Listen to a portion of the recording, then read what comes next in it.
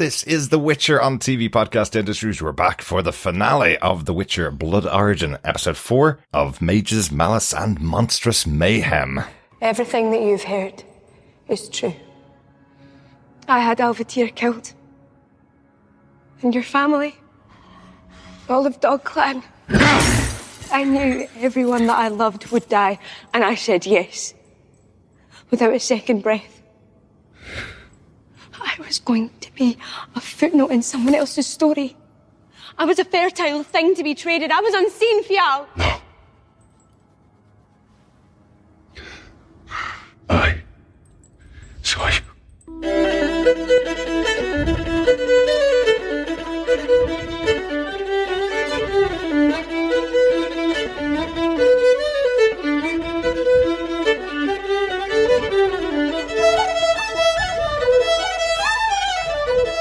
Welcome back again, fellow Witchers, to our coverage of The Witcher Blood Origin. We're on to the finale of this 4-episode mini-series from The Witcher Blood Origin. This one is called Of Mages, Malice and Monstrous Mayhem, and I'm one of your hosts, Derek.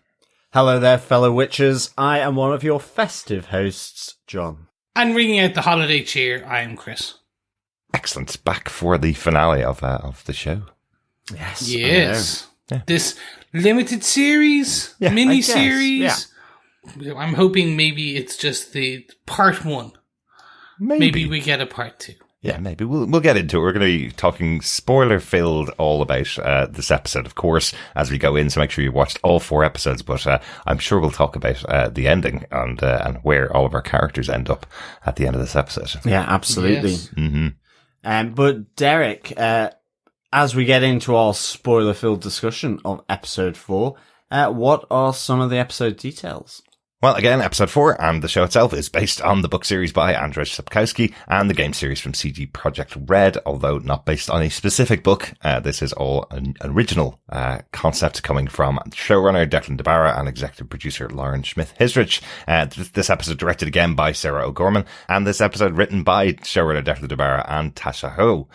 This is Tasha's first writing credit, but she has credits for a possible Tomb Raider TV show, interestingly, and an upcoming Red Sonja movie.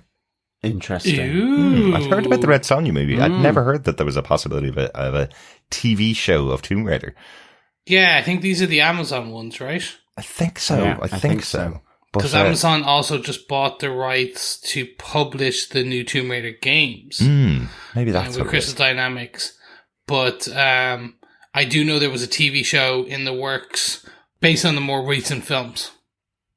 Oh, interesting. Because I did a bit of a search on IMDb when I saw this credit, and interestingly, they're showing Hayley Atwell starring as Lara Croft. What? I can see that. So not Alicia Vikander. Yeah, but I can see that. I can definitely see it. Hayley Atwell pretty much could turn her hand to anything and I'd watch it, to be honest, because I love it. Yeah, same. Yeah. Mm-hmm. Would be kind of cool. Anyway, she's not the writer of this episode. That is Declan Barra and Tasha. John, do you want to tell us what they gave us with their synopsis for The Witcher Blood Origin, episode 4 of Mages, Malice and Monstrous Mayhem? Sure. After the deal between Balor and Merwyn, Balor and his apprentice Fenrick head with Captain Eredin and his scouting party to gather information so as to begin the conquest of other lands through the veil between worlds.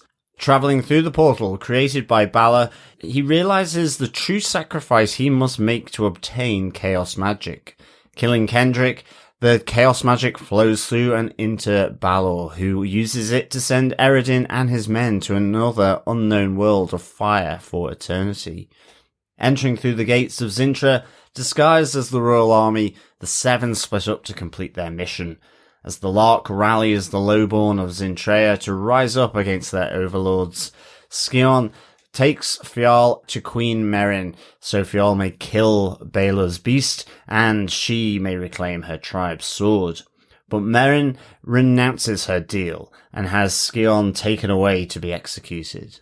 Empress Merwyn tells Fial that everything she had done to secure her position was necessary, which sends Fial into a Witcher rage. While Merwyn escapes to her room, her royal guards are killed, and he focuses his attention on the beast. After killing her captors, Skion lets the others into the palace, While the mages Sindril and Zakir head to destroy the Master Monolith, Skion, Brother Death, and Meldoff defend their position to allow Ayla to confront and kill Merwyn with a knife to her stomach in front of her rebelling populace. Battling the beast, Viol's rage transforms him further to increase his strength and to allow him to kill the flying beast. But the dark magic coursing through him makes him turn on his fellow companions, taking the eye of Brother Death. Only Ayla's singing calms him enough for her to kill him with her blade. Meanwhile, on reaching the monolith, Sindril and Zakir are caught by Balor, returning from the other world. Pinned down by Balor's new magic, Sindril uses Zakir's binding powers to combine his magic with Balor's chaos magic, destroying the monolith and killing Sindril in the process. The shattering of the monolith releases a great surge of energy that brings down the veil between worlds and starts the convergence of the spheres. In the aftermath of the convergence, the continent is transformed with the arrival of men on its shores. So too is Ayla, who is pregnant with her and Fial's child.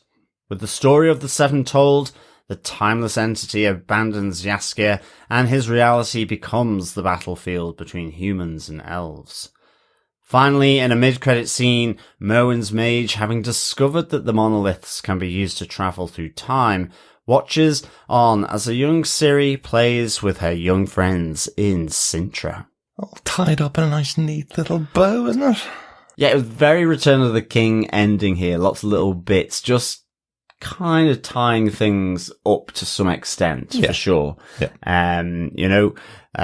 But yeah, so it's always a nightmare trying to do a synopsis on the basis of about 1,000 different threads being suddenly hurled at you right at the end. Absolutely.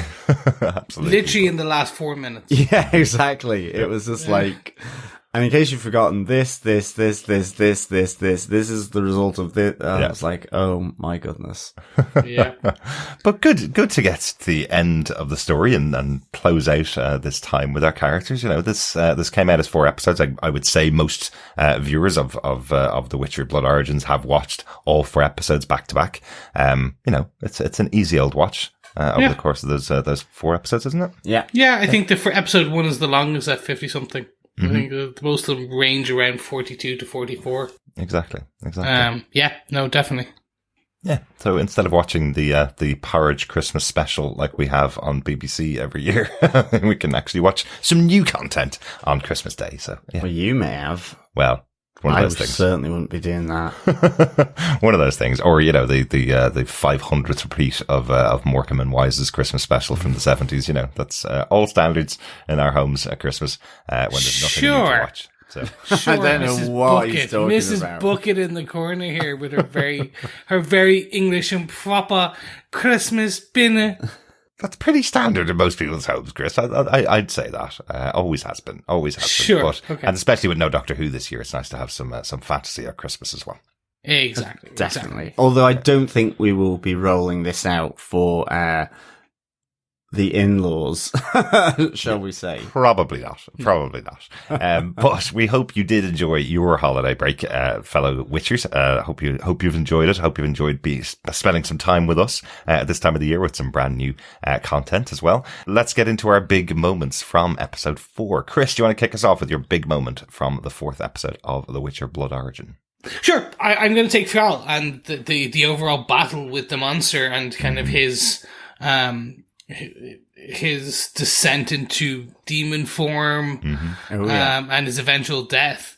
It was interesting to see that, like, throughout this episode, beginning slightly towards kind of the end of episode 3, we do see him struggle to keep this inner beast, demon, kind of the monstrosity, the monster in, and keeping the darkness that we do see kind of like Geralt and other witches take. They take the kind of elixir and their eyes go black and they channel their inner monster.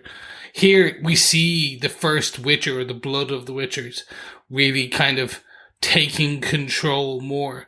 And for me, like, the beginning of that is when he's in there with Merrin and he just starts that maniacal cackle laugh that's starts as a sob, and you could see it, and it just gets, again, the acting chops here on display are fun. It's you could easily just do this as a, I was going to say Christopher Lambert in The Highlander. Let's look for a reference that some of our listeners might have actually seen, Chris. Yes. Yes. So more like Sean Connery in The Highlander, where he plays the Spaniard who's actually an Egyptian in a Scottish accent. Because so you could have done it terribly, is what you're saying. Pretty much. Yeah. But it was really good seeing him slowly, like, just snap the chains and bulge and really kind of take on that darkness. And I think some of it was, they kind of over CG'd parts of it. Okay. That would be my only thing, was he kind of starts the quicking of the neck and all that kind of like slowly starting to bulge. Yeah, I really enjoyed that. I love the kind of transformation. It felt really Dr. Jekyll, Mr. Hyde kind of look about it, where he was transforming. His arms were getting huge muscles on them and stuff, and just because they're doing the fast cut of the transformation, it looks really monstrous in itself. Yeah, you know, it looks Resident Evil-y a bit with with the quickness. Yeah, that jarring sort of snapping. Yeah. Although, just before you complete point there, Chris, as well, it's just like, I loved Merwyn's expression, because she's like, "You're supposed to be the father of my child." Yeah. You know? And it's like, he's going kind of like all ragey in front of her. Yeah. So it's also going quite grey. Yeah. It's like, what happened to your colour? I agree. The fast cut looks cool. I think it was just also slightly a bit more, when you say Resident Evil, it's like, for me, it was Resident Evil 4 versus Resident Evil 1. If that makes sense. Yeah. But I like that he then battles the monstrosity. The only concern I have, which is there's no, I was expecting, because there is a few battles with the different swords. He uses a number of different weapons, I should say. There was no mention of the silver. Because in Witcher lore, there are two swords. There's the normal sword, your steel sword, for your men and everything else, and then you must use a silver sword for the monstrosities. Right. So I was expecting, like, one of the swords to be called out, or like something is like, oh, we hit him with, like, he gets whatever, like he gets 4 different cuts, and there's only the cut from the silver sword that actually does damage, proper damage, and that's where he kind of, they call it out, and you have to.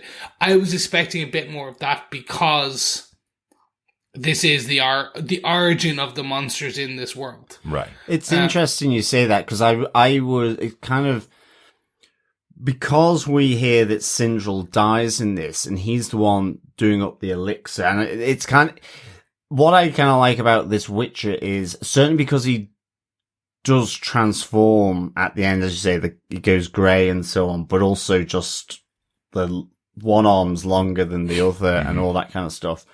It feels very prototypey, you know, so I hope Sindral gave the recipe, you know, so that they could sort of refine it or something. But it seems like, you know, obviously 1,000 years has passed, so that there is possible refinement of this elixir or something that just sort of helps. And to your point around the silver sword or the silver weapon, that they realize it has to be silver, that maybe they just, you know, lucky coincidence that he uses a sword at the start, just where he kind of does the Achilles tendon on the monster, but that because he uses the massive silver sculpture, statue sword, that's silver because it's ornamental. Yeah. But he just doesn't know that, I guess. Well, exactly. And I think, you know, to your point, remember the backstory that we've heard of The Witcher so far in the animated movie and in season 2 particularly. They do a lot of stuff by trial and error, and a lot of it is error and pain that they go through to recreate a witcher every time. Only a certain number of the children that are experimented on survive and become witchers and survive through the process. So had Sindral stayed alive and written out, this is the steps that you take, maybe a lot of people wouldn't have died over the 1200 years between now and the time of Geralt, you know? But also, I always got the sense with the Witchers that it's passed down knowledge of how you defeat certain beasts. There's certain members of the Witchers that have killed hundreds of beasts, but there's certain ones that died on their first attempt of killing a beast because they used the wrong method. There was a whole, almost a joke with one of the Witchers, I think, in season 2, who had something like 30 attempts at beating the beast because he hadn't followed the rules that had been laid down. He was trying to kill it with a way that you can't kill the beast, and everybody was laughing at him for spending so much time when it only took 30 minutes for another Witcher who knew the trick. So it does feel like that this is a, as you say, a prototype version of the Witcher, and there would have been an occasion here for a creation of the great book of the Witchers, and this is how you do it, and could have saved a lot of lives and could have had a better history, but unfortunately it was in the middle of a big, massive battle. Exactly. So, certainly because with the whole convergence thing, you know, we see that men are finally reached the shores, but I'm guessing a lot of monsters do as well. So we do see that, because on the notice board there's 4 different notice boards with help needed. Absolutely. But back to Fionn, for me it was cool. Like, the final battle was fun. We get that beautiful song again, which is very Hulk and Black Widow-esque. The calm down of the beast. Sun's getting real low. Very much akin to that. But good to see. It was a shame to see him die. I was hoping to see more. I think like holding the beat, like some form of kind of, they chain him down and they work to fix him and bring him somewhat back, and that's how, like, the next steps, like, he was more beast than man, and they experiment on him to bring him back to be more man.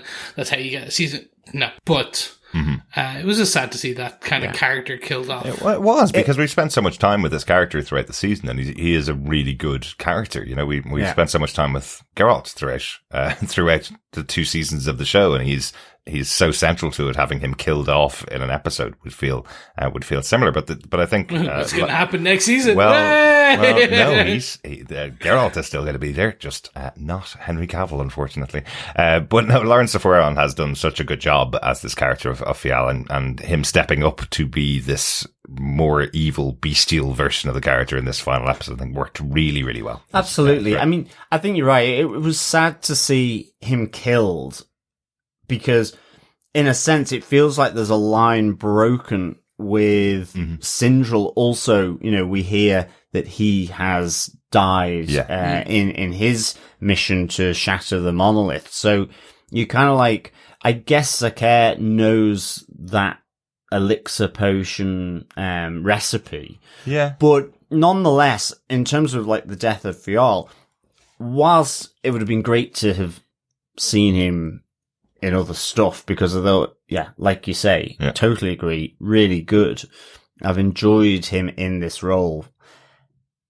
I thought the end was really superb. I thought it was really fitting. Just, you know, that he's unable to control the monster that is coursing through his veins. Yeah. And again, you get Ayla's music, the song, the tune, her voice, that's able to calm him. But even then, he goes for her throat, you know.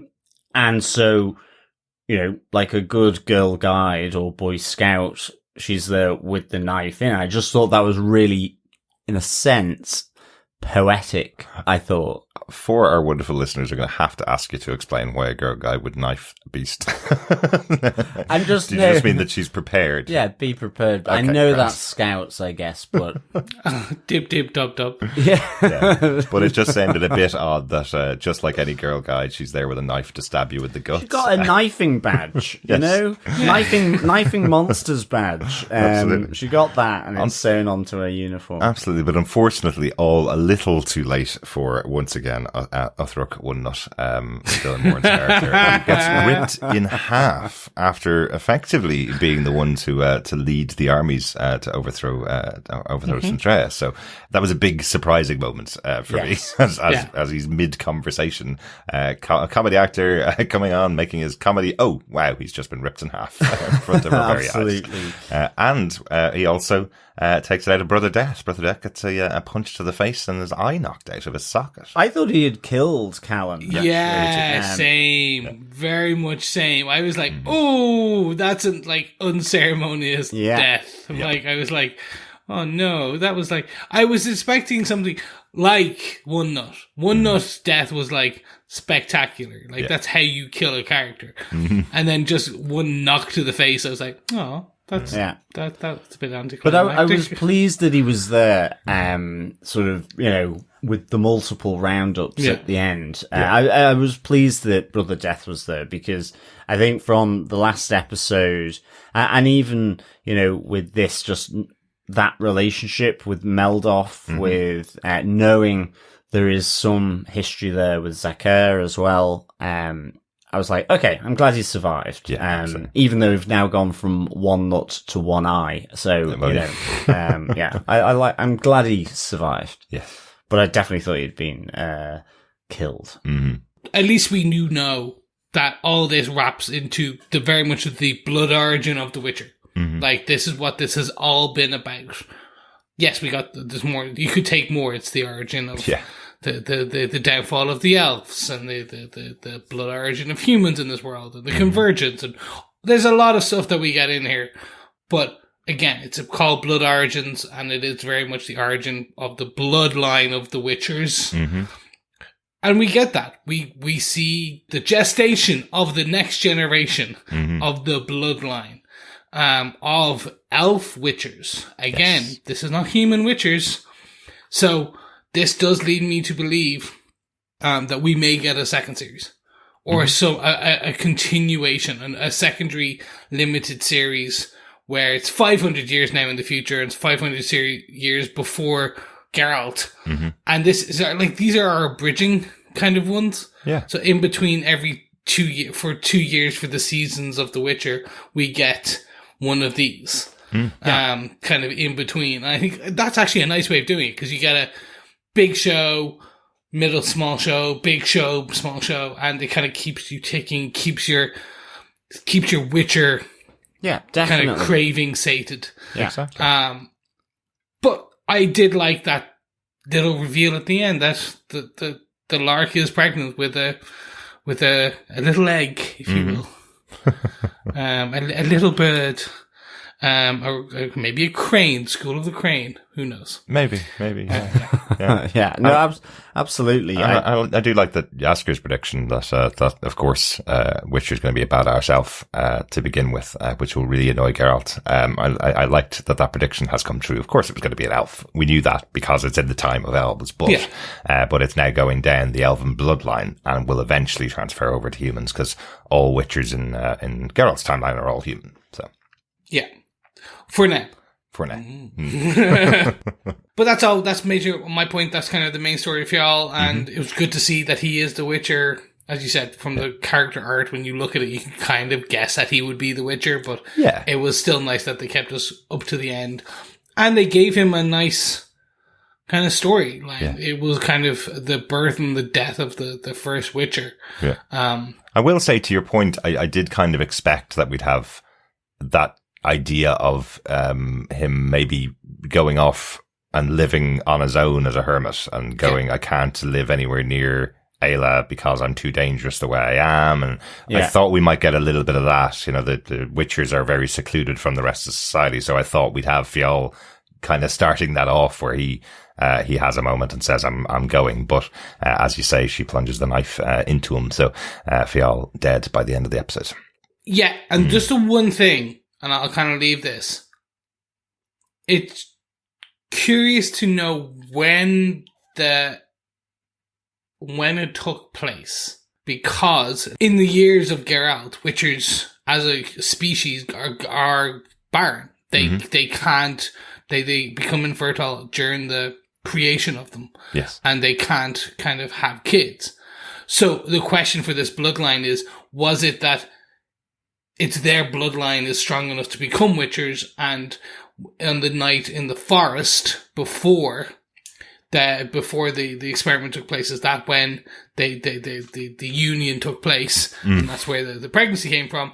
Or was it in the cave post kind of creation of Proto-Witcher, and maybe these Proto-Witchers are not infertile like the ancestors in the future. See, I'm telling you, if only Sindril left behind the book as to how they create them, then we could have had fertile witchers in Geralt's time. You know, it could have been just that. That's it. I mean, there should have been something from Sindril, you know. I mean, I guess he's a mage, he takes notes, so there could be something somewhere. You know, this magic, they've tried it on his mother, who was dying. So, you know, Zakir is still there. You know, one half is there, and at least for now, that is the most important thing, because her binding power with the kind of roots that come out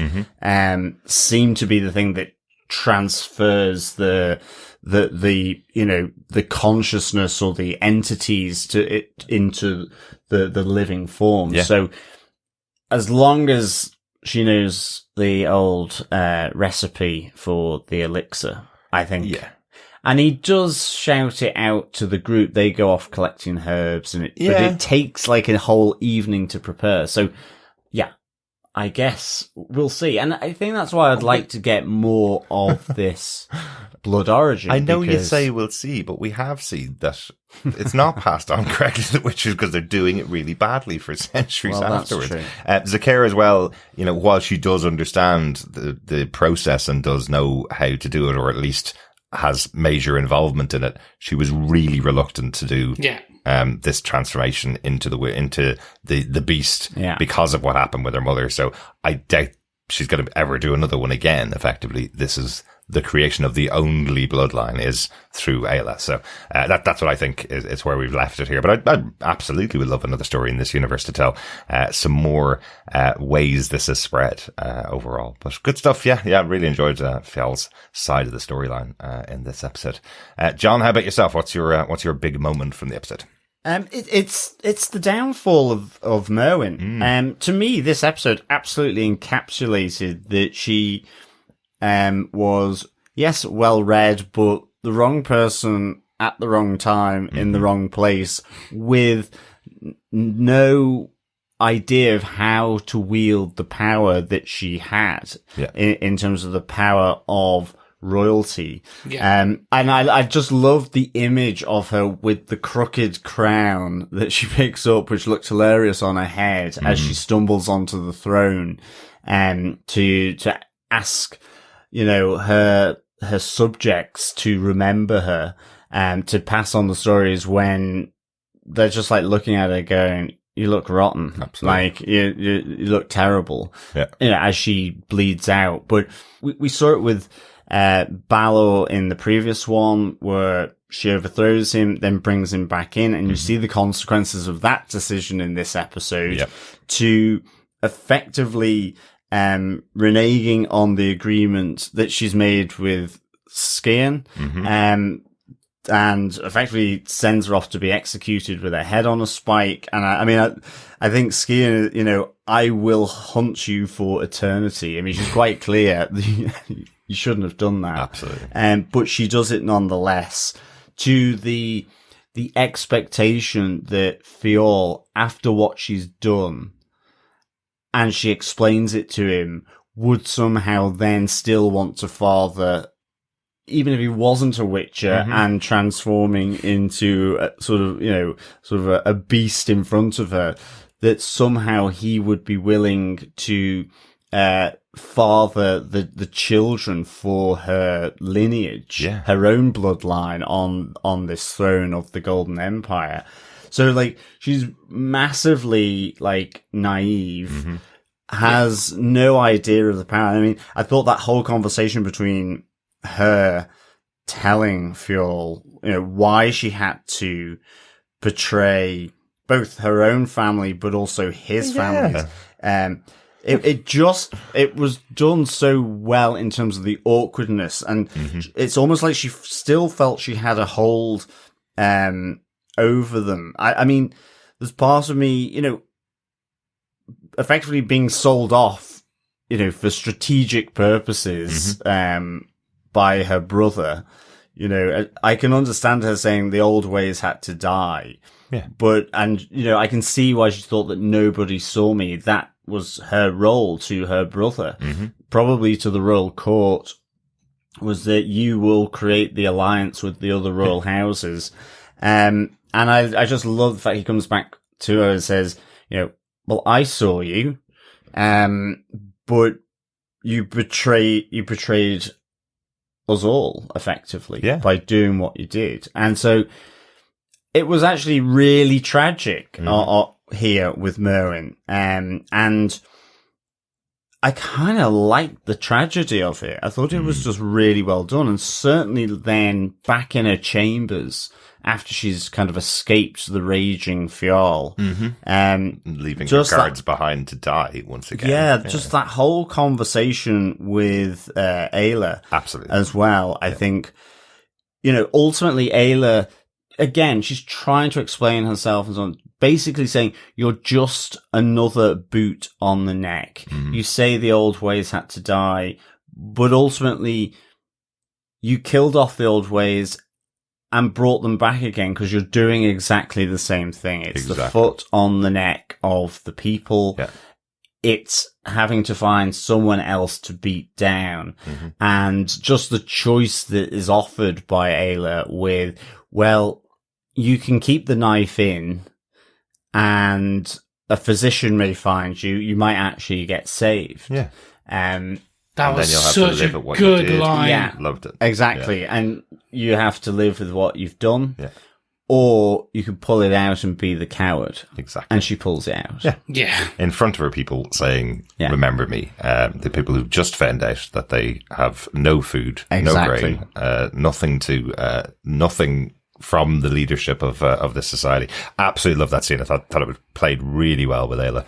I loved her line as well about, I've realized you're just a child, who's been given the reins of a warhorse, and don't know how to control it. Exactly. Just this idea that everything's just running away from her. She hasn't thought about it at all. She thinks she can just step into the boots of a historical figure just because she's in that position. But just like everybody else, she has no idea what she's doing and comes from a place of privilege. So she feels she should become another historical figure, but she will be forgotten in time. Exactly. And as Ayla says, as she kind of plunges the knife, it's like, you've changed nothing. Yes. You think you've changed everything. You've changed nothing. It is exactly as before. You've just put yourself into that seat. Yeah. So I thought that was really good. I just thought this was just so well done. I think in that moment of episode 1 where her brother is effectively giving her no choice, of you will marry this person and effectively that's your, in inverted quotes, your duty. And she doesn't want that. And you go, absolutely get that. I can see why she's done it. And then to be treated as the puppet by Balor. So this whole character is tragic, and it was just really well played out. I thought, for sure. Yeah. Yeah, really good moment. And it's interesting, after having watched, House of the Dragon this year, which is all about, people being married off against their wishes to unite kingdoms. That's pretty much the whole story. So you have someone that has taken that step that you want some of the characters in House of the Dragon to take, cut off someone's head and then you can rise to power, or you on your own and you have your own agency, and you see what happens to this woman that does that. You see what happens to Merwyn, who takes this opportunity and leads her down a path of she's still not a good leader. She still shouldn't be in that position. She has no knowledge of what to do. Effectively, she's about to go out and conquer new worlds to steal their grain to feed her people. Yeah. We learned in the last episode that part of the reason why they don't have enough grain is because they're digging up these monoliths that are supposed to help the land and help growing of the grain to feed the people. So all of the things that she's doing are leading their people to these problems. And she believes the only way she can overcome them is to go out and conquer more lands.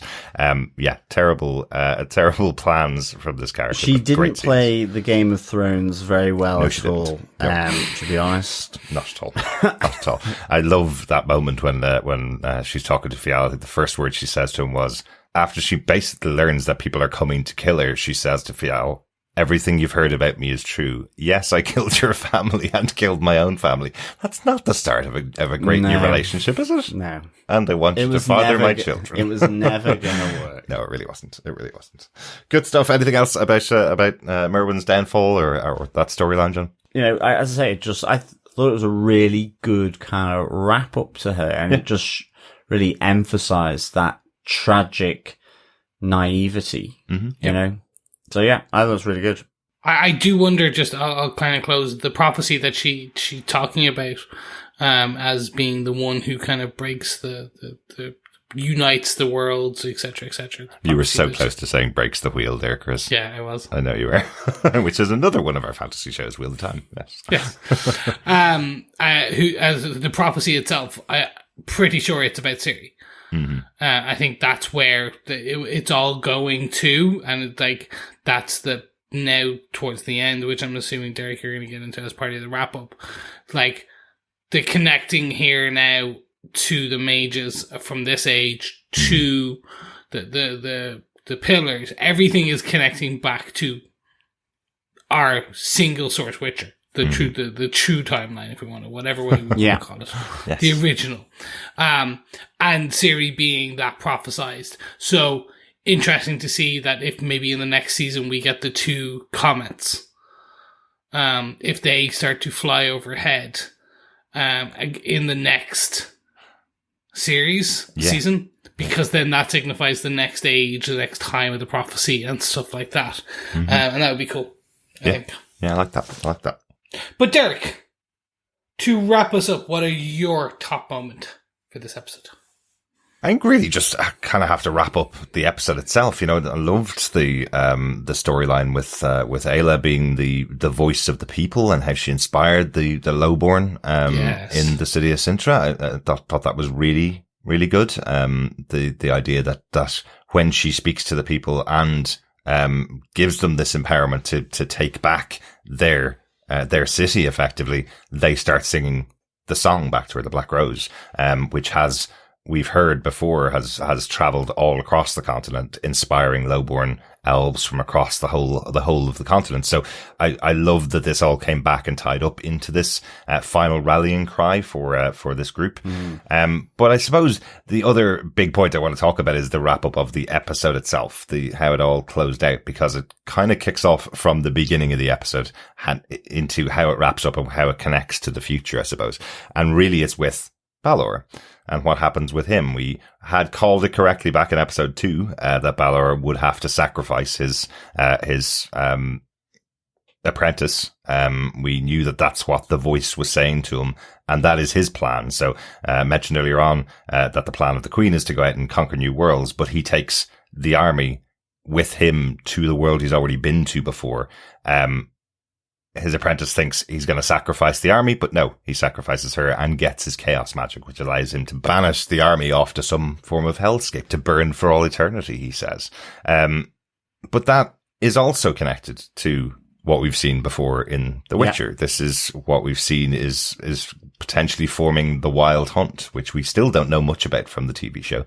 But we have seen that mask that the captain picks up. Yes. The skull mask. Wild Hunt. Yes. So we will hopefully, that will be a connector, because you'd expect this is outside of time and space. That's the connection that we've heard here. These monoliths aren't just transporting people between different locations. They're also transferring them through time. We don't know where and when Balor was talking to that voice. Could have been in the future. Could have been in this time of the Wild Hunt. Could have been outside of time altogether. So it was interesting seeing that connection from what Balor did bringing chaos magic as well back to the continent. And then the destruction of the great monolith itself, the main monolith itself, is what leads to this convergence of the spheres, which is another massive moment for the continent. Yeah. He doesn't seem to hold on to the power very long. It's only a couple of minutes, and then destroys the monolith, which has had the knock-on effect of bringing humans into the continent. So no longer is it just elves versus dwarves, and dwarves are on the losing side, and elves versus elves. It's now humans coming in as a new species to this continent. So they will eventually become the ruling class, I guess, as the system goes that up. was it. I was actually... It'd be interesting to... you were saying that the history here is kind of taken from bits and places from the books. It's not like you have with, say, the Game of Thrones, where there's a history of the Targaryens that was done in its entirety. This is kind of, those bits of information that you get through the book. But it's interesting that, in effect, this rebellion by the Seven is successful. Yeah. Mainly because all the key power players are dead. In terms of the different missions that they've had here. And you're just wondering, is it that, who goes into that vacuum? And is that why maybe the man now on their shores was able to sort of get that foothold? Because ultimately, I guess that monstrous mayhem, there has been this vacuum which allows them to get that foothold to build their power base to ultimately then to overthrow elves as the dominant race on the continent. So, it's a victory, but long term, is this the start of that sort of a wilderness period almost for the elves, with no good leader filling in that vacuum? Well, exactly. The more questions, some additional questions I have is Minnie Driver's character, who we kind of met in the very first episode. Who is the overall narrator. I posited that maybe she was the ball of energy. And that is leaning more towards what I still think now. I think she's the ball of energy, that she's part of the Wild Hunt. She's the one who gives the Wild Hunt their power, because we've now connected, that is now connected directly into that hellscape. So she's probably close to there, so she's able to she imbues them with power in the future or the past or outside of time, whatever. So I do think she'll also come back. I think that's a definite because we hear her give that information outside of at the very beginning of this series.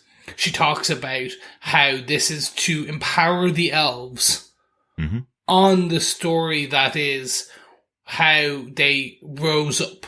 I'm kind of paraphrasing a lot here, but it's basically about how Seven could take on a kind of an empire and win. I still don't connect that outside, because she also gives all this other details. Like, she's giving a lot more, like, in terms of the birth of the Witcher and the like how mages brought about the conjunction. Like, there's a lot more in there, so I'm wondering if she is that force of chaos. Because that force of chaos then sows more chaos with the elves to make more riots and more war. And that's then allows for her to kind of take on charge with the Wild Hunt and Ciri. And there's a lot more machinations, I think, that they've kind of pulled in that they can play with, if they so choose, in the following seasons. And I think as well, interestingly, in terms of with the mages, Sindril, but also Avalak here, have both been able to see this power, these monoliths, these kind of, concentrators of this power is over time and space. And Minnie Driver's character is described as a timeless, and can travel space, an entity that can do that, which she says She has no form, in a sense, like the blue sort of ball of power. She can take any form that she needs to. She can be anywhere that she needs to. So actually, if she's not, it's certainly the counterpoint to that other power. You know, if she could be the god to the devil. Yeah, that's exactly. why we're getting parts of this. Or she is the devil. Because I think it's been told there to Jaskier right in episode 1. She is a timeless and effectively spaceless entity of some description. And that's what that blue blob is. Yeah. And we know chaos is bad. In this fire, chaos, bad. Yeah. Not so like, and you got fire, when you condense fire and burn it at such a high ball, it comes blue, i.e. the blue flame kind of thing. Yeah. Because again, this could all just be moot. This could be, they pull on some of these threads in season 6, season 5. I'm more of the opinion that this is targeted. This is the Rogue One to the Andor, if you will. Right. I.e., it's setting up some stuff that you're going, okay, we're going to use this now and really enjoy this later on. Probably actually a bad analogy, but you kind of understand where I'm going. Like, this has set up some characters, some pieces, and it's not going to be 100% needed. These are going to be things that they can kind of slowly introduce, like, do a quick recap again in the actual Witcher main, but this is for those of us like Disney Plus and MCU movies. It's that kind of, if you want, you can watch it and find out way more. Otherwise, you'll get the main kind of cinematic movie in The Witcher Prime. Yeah, and I'd say the same about Bartolomeo's animated Witcher prequel. Like, you know, having watched that, it made me appreciate the story that was being told in season 2 of The Witcher. The idea and the concepts were all there in the animated show, but less people would watch that than the main Witcher show. So they'll recap this. They'll recap some of the concepts from it in the future to bring in some of the characters. But I was really surprised not to have the fine point that you guys are talking about being put on it, with the return of Minnie Driver at the end of the episode going, right, Jaskier, there's your story. Make a song out of it. I'm returning as a big blue blob to where I'm going to. Like, I kind of expected that they would do that at the end, that you would have Minnie Driver disappearing into the form we've now seen her in for the last 4 episodes, if it was Minnie Driver. You know, that's what I was kind of hoping for at the end. And for them not to do it, it just felt like, wow, why are we back with Jaskier? And he's now all alone. He's got all his information here. So he has written the story as she was speaking it. And it's inspired him to write his song, which is over the closing credits, which, again, a great touch. I really like that. But the entire story washes away in the rain as he comes back onto the battlefield. So he's lost the actual detail of the story again, but he has the concept that he's turned into this song of the 7, which I thought was a great touch. Yeah. No, I do. And at least that's how I read it. Yeah, no, again, because it started to wash. Like, it's going to be blah, blah, blah. Is the ending, and you're like, oh no, you mean Balor, Balif, Bald. See, actually, all of the editing that Derek has taken out of us actually mispronouncing the names is incorrect because Jaskier got it wrong. Exactly. The story is wrong. Spelled all the words wrong. We're right. Yeah. I think the other interesting sort of final thread here as well is with Avalak the mage. Being now it's a mid-credit scene, which I was kind of surprised at, but I just thought that was cool, and I really enjoyed that because I absolutely remember that scene from the first Witcher episode, and it's also just the fact that as a mage, he's just been sort of portrayed and written as being bumbling, and yet he's able to decipher Sindril's, notes on these monoliths and actually deduce. Sindril wasn't aware of the time traveling abilities. Yeah. In the same way, Balor wasn't aware that you could travel through space to different monoliths, which Sindril did. Avalak, that final bit, has realized you can travel through time through them, and I just really enjoyed just that little nugget in the mid credits. He's also carrying the books as well. Yes. As he's travelled through, so hopefully they make their way into into the Witcher world, even the books themselves. But I did notice, obviously, that it messed with the original footage, right? From episode 1 of The Witcher, because he wasn't in that scene. That's not who Ciri was looking at. No. But they made it look like her reaction was him arriving, in the scene. So, yeah. And it can't have been filmed recently because that is the very young version of Ciri that we see in that scene. So they messed with it a little bit, but that's okay. We've seen that in things like Back to the Future and other movies that have time travel in them. So I need to watch it though, because I don't know whether the camera turns to show you who she's looking at in the first episode. I think it was the guards or something. It was the guards. Yeah. But maybe I'm wrong. Maybe we need to go and watch episode 1 of The Witcher again, just that opening sequence. I might have to actually. Yeah. And we'll come back and re-record this section if we're completely wrong.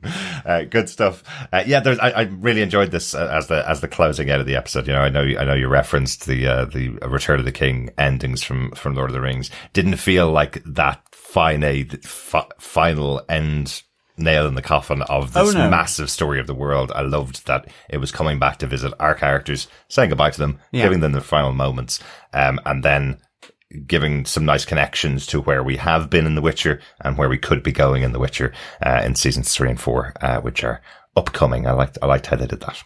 Yeah, definitely. Yeah, no, definitely. Any final notes about the episode? Anything we haven't discussed that you guys want to pull out? I guess it's a note. It might be more of a question, because we are told that Sindril is dead after the whole binding. But there's nothing around Balor. There's not, no. So, initially I assumed, okay, he must, given the surge of energy and so on. However, he is the one that had the chaos magic there. Yeah. Yes, he is. So, and we have had a character who has been filled full of chaos magic, who we thought was dead and returned. So exactly. I think it's entirely possible that we will see Lenny Henry back at some point, potentially in the sequel to this series or somewhere else if he's also learned to time travel. Yeah. Excellent stuff, yeah. I do think we're going to get a follow-up, be it not Blood Arrington to Let's Get Originer, or something like, or it will be called something else, but it will be the same cast, because when you got now Michelle Yeoh and these other characters who are slowly I'm pretty sure this is going to be quite big over Christmas. I hope so. I really think so, because with Francesca, who plays Meldorf, she's going to be a breakout. And beyond that as well, really, just Sophia Brown, just playing the songs. Mm-hmm. They don't need to wait and see the full 28 days. They're going to know, okay, we have the Witcher property. This is big. This is blown up a bit. Let's just fast track season 2 as another limited series, because I think it is going to be, I think it's going to hopefully do that well. Yeah. But anyway. I hope so. And I think so. I guess that takes us to our wrap up of the episode. Overall, what did you think of the 4 episodes of The Witcher Blood Origin? Does it stand up to the books, the games, series 1 and 2, the animated prequel? Where does it kind of land with you guys? John, what do you think? I think it does. I really enjoyed this episode. I'd give it 4.5 chaotic convergences out of 5. Nice. I really enjoyed it. I mean, and I think they've done a really good job of the storytelling. I think it's strong, even though it's only 4 episodes. Mm-hmm. I think as it goes as a mini series, it just adds layers. And I think they've got really good property here, which, if I'm totally honest, came at it through Chris, because I hadn't played the games, I hadn't read any of the books, and I've enjoyed this world, and this has just developed it further. And I love it. I mean, there's really good characters here, whether it's Meldorf, who is just fantastic. Mm. There is the tragedy of Merwyn. There's Balor and Avalak, I think, are just really interesting figures here. Mm-hmm. Fiol, it is, The Witcher, just the whole concept of it, really good. Really enjoyed all these characters. And that's it, you've got Michelle Yeoh there. Fantastic. And yet Sophia Brown, is phenomenally good here. You know, as is Lawrence as well, who plays Fionn. And I just really have enjoyed this. And I love Minnie Driver, so I want her to be that ball of blue energy because I would love to have her back. You know, in some ways, she is that just very guest performer, but I'd love to see her continue in The Witcher, along with Lenny Henry as Balor. So just really enjoyed all this, and even though you know, Brother Death maybe didn't have as much sort of onion layering around him. I think that was the point of it. It was the tongue-in-cheek element. The same as Balor saying, if we don't stop these two in Fionn and the Lark, there'll be a folktale that will inspire that, you know, and that's what you know, there's a really good tongue-in-cheek element here across these series. So yeah, absolutely. Definitely love this. 4.5 chaotic convergences out of 5. And also, I'll put it there, 5 out of 5 for the actual series. I've scored this pretty highly and I've really enjoyed it. And it's the same with the animated series as well. I just wasn't expecting really that much from it. And in the end, it was like, this is really good. And it's really expanded this world in a good way. So yeah. Hats off. Good stuff. And the fan of The Witcher, Chris, overall, what did you think of The Witcher Blood Origin? Overall, I loved it. Like, pretty much everything John has said and everything I've said over the last 4 episodes. My complaint, if you want to call it a complaint, is I wanted more. I just wanted to spend a bit more time in this prequel world, and understanding all the reasons why they did it and more. But at the same point, I'm just like, but I could have done with just some more time, everything getting like a couple more minutes to breathe, because it just kind of kept me more. But for what it is a short, sharp shock of prequel magic to the system on a holiday where we have time to, obviously we're recording a bit ahead of time, but we had, most people will have time to watch this over the Christmas period, kind of one a day for 4 days, and like, it's perfect. It's like Christmas, or you can do a Christmas binge, sitting on the couch on Boxing Stevens' Day, and just kind of really just lying in your comfies, having your leftovers, watching this show for 4 hours. It's the perfect timing. It's the perfect setup. And it just makes me more hyped for the next season of The Witcher. Like the continuation of the story. They didn't have to connect this the way they did. We didn't have to get Yaskin. We didn't have to get the mid-credit scene. We didn't have to get the Wild Hunt connections. Or like they could have just kept it at the origin of The Witcher plus blood magic plus chaos magic. Like, that's all they really had to kind of connect it to. But they went further. And this is what I'm like, you've left some threads that can be pulled either on your own sequel or in the actual main show proper, Witcher. Or in an animated version next. Like, there's many options. And I'm interested to see what they do. The world of The Witcher in the video games is being expanded by CD Projekt Red over the next couple of years. Beyond that as well, there is going to be a whole host of new people coming in with the current next-gen update that went out for, or the current-gen update for The Witcher Wild Hunt Complete Edition that came out recently. For PS5 and Xbox. PS5 and Xbox Series X and Series S and PC, obviously.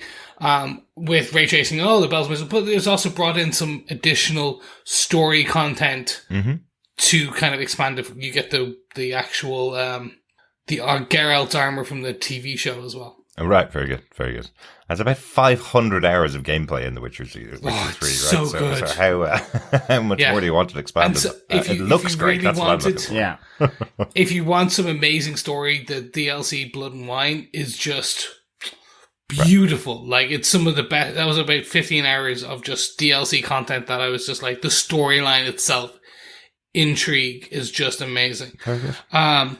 Overall, this just really expands it for me. And much like everyone else, I just like, give me more. knowing full well it's this time next year before we get more. Maybe. Like, and probably it's like that's when we can expect the next round. Yeah. But let's see. But Derek, outside of all what I've said and what John said, what was your total thoughts? How do you wrap up this in comparison to what you've played, what you thought, the series proper, the animated? Tell us. I really enjoyed this overall. I was a little cold on the first season of Witcher, as we talked about before. I was the one that was least impressed, I think, by at least the first half of the first season, which is always difficult when you go through 4 episodes of a show and don't like it, and then have another 4 to go through.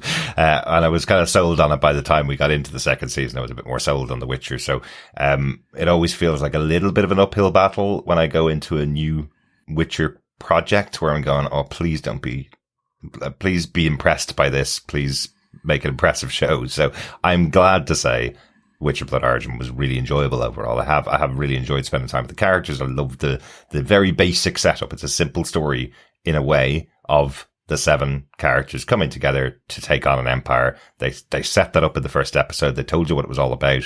I think it paid off very well because that's the story they were telling.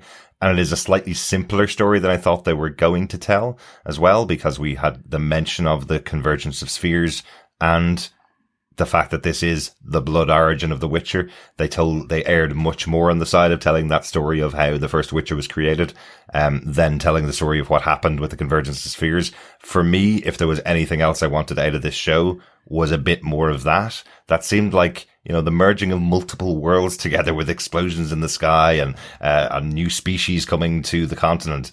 All that stuff sounds like a much bigger story than what we actually got in the show. And it was kind of told in 3 or 4 minutes, and while budget being put fair on screen. Yeah. I thought that was all really cool right at the end of the episode, of the final episode. But the story that we did get, with these characters, I thought was really good. Yeah.